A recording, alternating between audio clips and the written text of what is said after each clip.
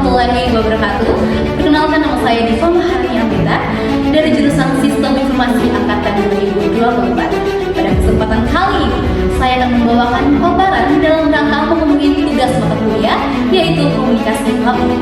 Topik yang saya pilih adalah salah satu kasus yang sangat kontroversial yang banyak dibicarakan di media, di ruang akademik, hingga masyarakat luas. Kasus itu adalah perkara impor gula yang menyeret mantan Menteri Perdagangan Republik Indonesia, yaitu Thomas Dikasih Lembong.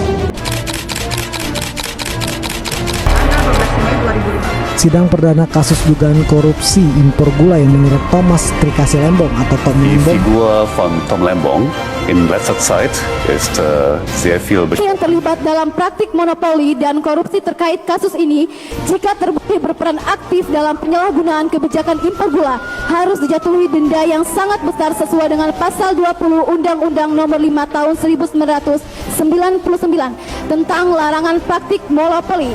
Dengan ini, kami sebagai jaksa melakukan permohonan kepada para hakim agar dapat mempertimbangkan tuntutan-tuntutan yang kami bawa dan memberikan sanksi kepada terdakwa. Sekian tuntutan dari kami. Terima kasih. Dakwaan jaksa penuntut umum. Rupanya sidang perdana atas dakwaan jaksa yang menyebut dirinya merugikan keuangan negara. power kekuasaan itu selalu bergeser dan kebenaran akan mencari jalannya sendiri. Ya, karena itu akan terungkap. Sebelum kita masuk pada kasusnya, mari kita mengenal dulu siapa sih Tom Lembong. Ia lahir di Jakarta pada tahun 1971. Dari latar belakang keluarga, Tom tumbuh di lingkungan yang mendorongnya untuk menempuh pendidikan tinggi.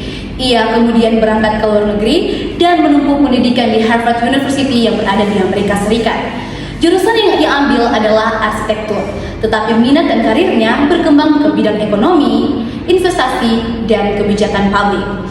Setelah lulus, Tom berkarir di dunia internasional. Ia sempat bekerja di International Finance Corporation, lembaga yang berada di bawah Bank Dunia. Pengalaman ini memperluas wawasannya mengenai sistem ekonomi global, investasi, dan pembiayaan pembangunan di berbagai negara. Kemudian, ia kembali ke Indonesia dan mendirikan perusahaan investasi.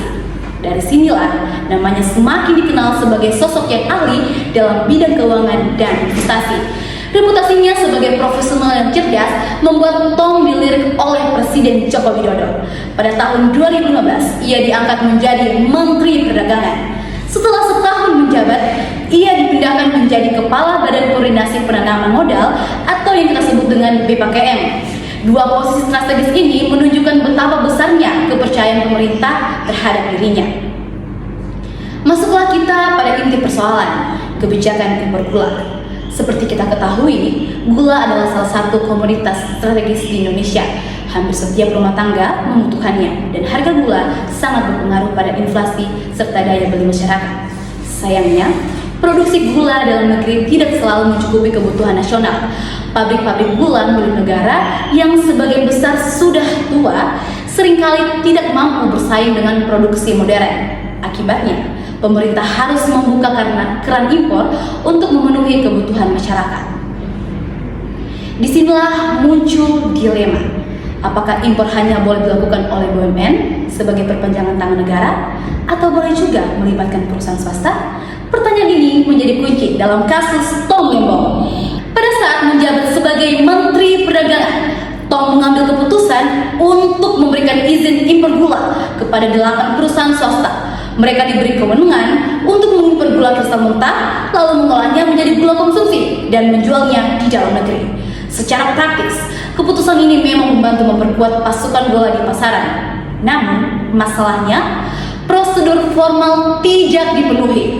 Aturan yang berlaku, khususnya Permendak tentang ketentuan impor gula, masyarakat adanya rekomendasi dari Kementerian Perindustrian dan adanya koordinasi lintas kementerian. Akan tetapi, dalam izin impor yang dikeluarkan oleh Tom Lembong, tahapan-tahapan itu tidak sama sekali dijalankan. Bagi sebagian pihak, ini dianggap sebagai pelanggaran administratif. Tetapi bagi aparat penegak hukum, hal tersebut menimbulkan kerugian negara karena keuntungan dari impor yang seharusnya masuk ke BUMN malah justru mengalir ke perusahaan swasta. Disinilah awal kasus hukum tersebut berlaku. Beberapa tahun setelah masa jabatannya berakhir, kasus ini mencuat. Kejaksaan Agung mulai melakukan penyelidikan. Kantor Kementerian Perdagangan digeledah, dokumen-dokumen disita, dan puluhan saksi diperiksa. Akhirnya, Tom ditetapkan sebagai tersangka. Ia kemudian mengajukan gugatan pra-peradilan, berargumen bahwa penetapan tersangka tidak sah karena persoalannya bersifat administratif. Namun, pengadilan menolak gugatan tersebut. Proses hukum pun berlanjut ke pengadilan tipikor. Dalam proses persidangan, sidang demi sidang berlangsung. Jaksa menghadirkan saksi dari kementerian, perusahaan swasta, hingga ahli di bidang keuangan.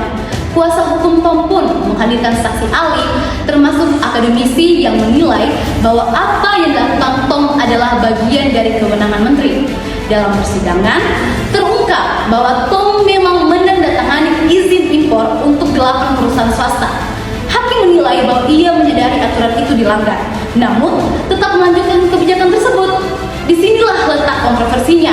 Hakim berpendapat bahwa meskipun Tom tidak menerima uang atau keuntungan pribadi, tindakannya tetap merugikan negara. Kerugian itu dihitung dari keuntungan yang seharusnya dinikmati oleh BUMN, tetapi beralih ke swasta. Masuk pada bagian vonis hakim. Setelah melalui proses panjang, majelis hakim akhirnya menjatuhkan vonis. Tom Lembong dinyatakan bersalah melakukan tindak pidana korupsi. Ia divonis 4 tahun 6 bulan penjara.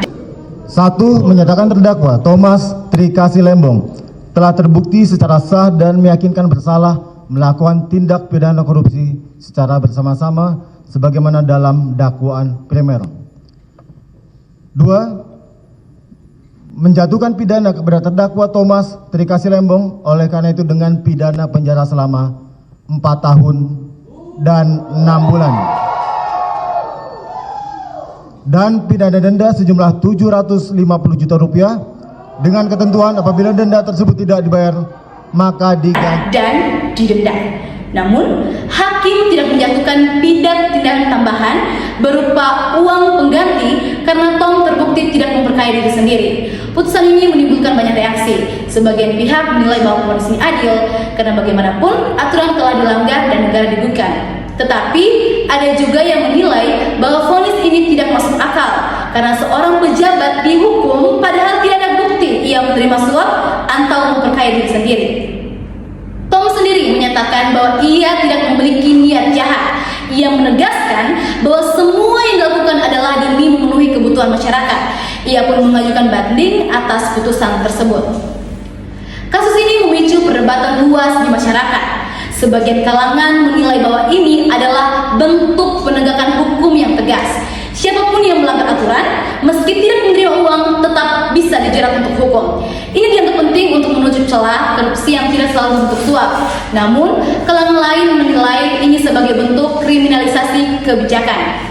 Menurut mereka, seorang menteri seharusnya diberi ruang untuk mengambil keputusan cepat dalam kondisi darurat, apalagi ketika stok gula dalam negeri sedang kritis. Jika setiap kebijakan ini bisa dipidanakan, maka pejabat publik akan selalu takut untuk bertindak.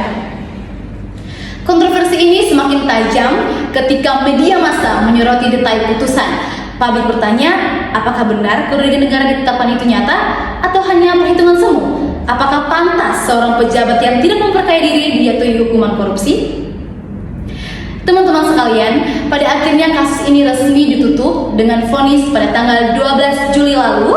Tom Lembong dinyatakan bersalah dan divonis penjara. Meskipun pengadilan menegaskan bahwa ia tidak menerima keuntungan pribadi dari kebijakan tersebut, dengan putusan ini, proses hukum terhadap dirinya secara resmi selesai. Kasus ini memberikan catatan penting bagi bangsa kita, bahwa niat baik saja tidak cukup dalam menjalankan pemerintahan. Setiap kebijakan harus melalui prosedur yang sah agar tidak menimbulkan masalah di kemudian hari. Dan bagi publik, kasus ini menjadi pengingat bahwa garis pemisah antara sebuah kebijakan dan tindak pidana sangat tipis. Demikianlah paparan yang bisa saya bawakan mengenai kasus impor gula yang menyeret nama Thomas Trikasih Lembong, mulai dari latar belakangnya hingga putusan akhir pada tanggal 12 Juli. Semoga paparan ini bermanfaat, memberi wawasan baru dan menjadi bahan refleksi bagi kita semua. Sekian dari saya Diva Maharani, pamit undur diri. Wassalamualaikum warahmatullahi wabarakatuh. Salam sejahtera untuk kita sekalian.